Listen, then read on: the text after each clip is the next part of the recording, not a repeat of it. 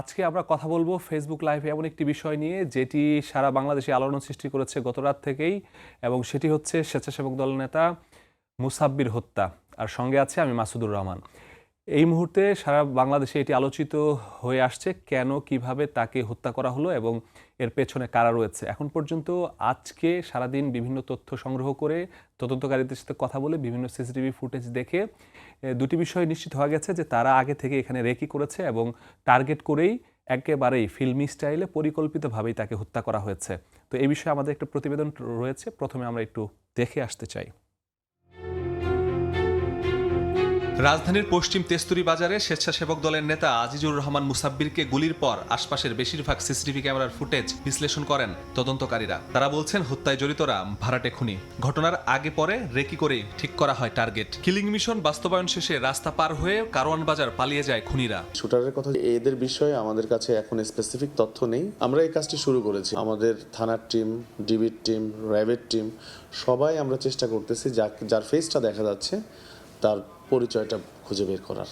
চাঁদাবাজির ইস্যু, রাজনৈতিক ইস্যু, এই সকল ইস্যু নিয়েই আমরা কাজ করছি। এদিকে মুসাব্বিরের স্ত্রীর দাবি, রাজনৈতিক কারণে মুসাব্বির কয়েকবার হত্যার হুমকিও পেয়েছেন, তবে নিজের এলাকায় এভাবে খুন হবেন তা কল্পনার বাইরে ছিল তাদের। এ ঘটনায় তেজগাঁও থানায় অজ্ঞাত 5 জনকে আসামি করে মামলা করা হয়েছে। তার অনেক শত্রু আছে, যে কোনো সময় মেরে ফেলবে, যে কোনো সময় যে কোনো একটা দুর্ঘটনা ঘটে যাবে। মানে যাই হবে, মানে বাহিরে রাস্তায় হবে, বাসায় কখনো ওর কোনো সমস্যা হবে না। এগুলো দুর্ঘটনা ঘটলে রাস্তাটাই ওর জন্য রিস্কি। বিচারের বদলে বিচার, গুলির বদলে গুলি। মুসাব্বিরের রাজনৈতিক সহযোদ্ধারা অভিযোগ করেন কমিটিতে বড় পদ ও কাউন্সিলর নির্বাচন করতে চাওয়ায় কাল হয়েছে তার। রাজনৈতিক জীবনে হয়তো বা কারো ভালো লাগে নাই, হয়তো বা কারো হিংসার কারণ হয়েছে, কারো প্রতিহিংসার কারণ হয়েছে। এই জন্য হয়তো বা সে মাঝে বলতো আমার অনেক শত্রু আছে। পলিটিক্যাল তাকে অনেকে ঈর্ষা করতো, তার সাকসেস, তার জীবনে চলাফেরা, তার এটা, তাকে যে মানুষ ভালোবাসে, সামনে যে সে কাউন্সিলর হবে। পলিটিক্যাল দ্বন্দ্ব থাকতে পারে, আর এটা দলের হোক আর বিরোধী দলের হোক, যে কোনো দলের হোক। এদিকে দুপুরে বিএনপির কেন্দ্রীয় কার্যালয়ে নয়াপল্টনে মুসাব্বিরের নামাজে জানাজা অনুষ্ঠিত হয়। এর আগে হত্যায় জড়িতদের 24 ঘন্টার মধ্যে গ্রেফতারের আলটিমেটাম দেয় স্বেচ্ছাসেবক দল। ঘোষণা করা হয় বিক্ষোভ কর্মসূচি। এ সময় বিএনপি নেতারা বলেন, আরো প্রাণ দিতে হলেও নির্বাচন বানচালের ষড়যন্ত্র সফল হতে দেয়া হবে না। স্বেচ্ছাসেবক দল ঢাকা মহানগর উত্তরের পক্ষ থেকে আমরা কঠোর থেকে কঠোরতম আন্দোলনে যাব। নির্বাচনের জন্য অপেক্ষমান রয়েছি। ঠিক সেই সময় একটি ষড়যন্ত্রকারী মহল, তারা নির্বাচনকে বানচাল করার জন্য এই ধরনের হত্যাকাণ্ডের সাথে তারা জড়িত হচ্ছে। আমরা খুব দৃঢ়ভাবে বলতে চাই, এই অন্তর্বর্তীকালীন সরকার আপনারা আইন শৃঙ্খলা নিয়ন্ত্রণে রাখতে ব্যর্থ হচ্ছে। জনগণের সরকার প্রতিষ্ঠা করবার যে লড়াই চলছে, কোন হত্যাকাণ্ড সে লড়াইয়ের পথে বাধা হয়ে দাঁড়াবে না।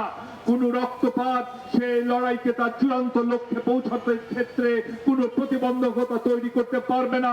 বাংলাদেশের মাটিতে আমরা নির্ধারিত সময়ে জনগণের সরকার, জনগণের ভোটের মাধ্যমেই আমরা নির্বাচিত করব। দুর্ধর্ষ হত্যার একদিন পেরিয়ে গেলেও থমথমে পশ্চিম তেস্তুরি বাজার এলাকা। একেবারেই ফিল্মি স্টাইলে ছদ্মবেশে এসে এই বস্তা থেকে অস্ত্র বের করে গুলি করে হত্যা করা হয় স্বেচ্ছাসেবক দল নেতা মুসাব্বিরকে। দলে বড় পদ, কাউন্সিলর নির্বাচন, এলাকার জনপ্রিয়তা, এই 3 কারণেই মুসাব্বিরকে হত্যা করা হয়ে থাকতে পারে বলে এখন পর্যন্ত ধারণা করা হচ্ছে। তবে আসল রহস্য উদ্ঘাটন হবে তখনই যখন গ্রেফতার হবে সিসিটিভিতে দেখা যাওয়া সেই শুটার। মাসুদুর রহমান, সময় সংবাদ, ঢাকা। যেমনটি দেখছিলাম প্রতিবেদনে, আমরা আরও বেশি আলোচনা করব কিভাবে, কখন তারা এসেছিল, কোথায় বসেছিল, কিভাবে তারা এই হত্যার পরিকল্পনাটি বাস্তবায়ন করেছে। তো এটির বেশ কিছু সিসিটিভি ফুটেজ আমাদের হাতে এসেছে, সেগুলো যদি আমরা একটু দেখতে চাই, সেই ফুটেজ ধরে আমরা আজকে আলোচনাটি সামনে এগিয়ে নিব।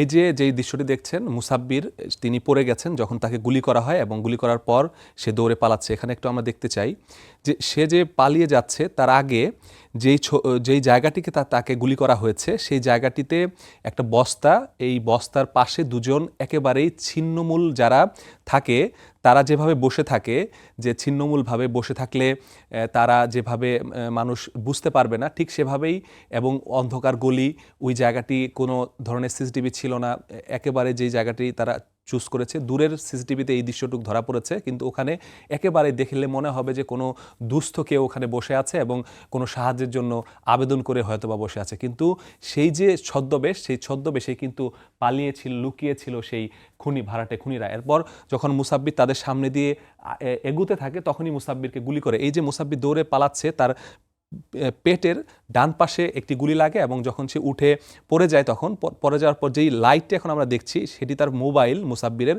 সেই মোবাইলটি খুনিরা নিয়ে চলে গেছে। সেই ফোনটি সেখানে ফেলেই জীবন বাঁচানোর জন্য সে দৌড় দেয়। তখন আবারও আরেকটি গুলি করে, সেই গুলিটি তার হাতে গিয়ে লাগে এবং কোনো নিচে আরেকটি গুলিবিদ্ধ হয় এবং তখন শোটাররা আরেকটা গুলি করে, সেটি গিয়ে লাগে আবু সুফিয়ান মাসুদকে। তিনি হচ্ছেন ভ্যান চালক সমিতির নবনির্বাচিত সাধারণ সম্পাদক। তার লাগে, সে এখন মৃত্যুসজ্জায় আছেন, কিন্তু মুসাব্বির চলে গেছে। আরেকটু ফুটেজ আমরা একটু দেখতে চাই যে এই যে শুটারটা গুলি করার পরে সে এসে নিশ্চিত হয় যে মুসাব্বির কোথায় গেছে, কোন দিকে গেছে। পরে যখন মানুষজনকে দেখতে পেয়েছে তখন সে পেছনের দিকে যায়। আমরা আরেকটু প্লে করে দেখতে চাই। এই যে সে পিছনে যাচ্ছে, যে ওই যে ফোনটা, যেই ভিকটিমের ফোনটা নিয়ে এভাবেই সে আসলে পালিয়ে যাচ্ছে। এই যে ফুটেজ, এই ফুটেজের মাধ্যমে তাদের একজনের আমরা চেহারা আমরা পরিষ্কারভাবে এসেছে। আমরা একটু প্লে দিয়ে দেখতে পারবো সেই চেহারাটা কীরকম দেখা যায়। এই যে তারা দুজন দূরে যাচ্ছে, এটা আরেকটি ফুটেজ এবং এর পরবর্তীতে এই ফুটেজগুলো থেকে এই যে এটা আমরা একটু দেখতে চাই। এই যে দুইজনের যে ছবি, এই দুটো ছবি আসলে মূলত তদন্তে যে সামনের দিকে এগিয়ে নিয়ে যাবে এই দুটি ছবি থেকেই।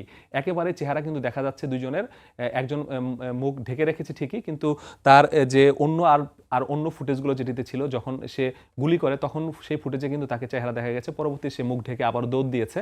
তবে এই যে আরেকজন যেটি, তার চেহারা কিন্তু স্পষ্ট এবং তার এই ছবিটি এখন পর্যন্ত পুলিশের পক্ষ থেকে সারা বাংলাদেশে বিভিন্ন জায়গায় ছড়িয়ে দেওয়া হয়েছে এবং যারা নগরবাসী আছে, পাশাপাশি সারা বাংলাদেশের মানুষকে পুলিশের পক্ষ থেকে আহ্বান জানানো হয়েছে এই দুইজন আসলে কারা, কোথা থেকে এসেছে। তবে তাদের যে গতিবিধি, তাদের যে কার্যক্রম, সেটি তারা দেখেছে। আমরা আরেকটু ফুটেজ দেখতে চাই।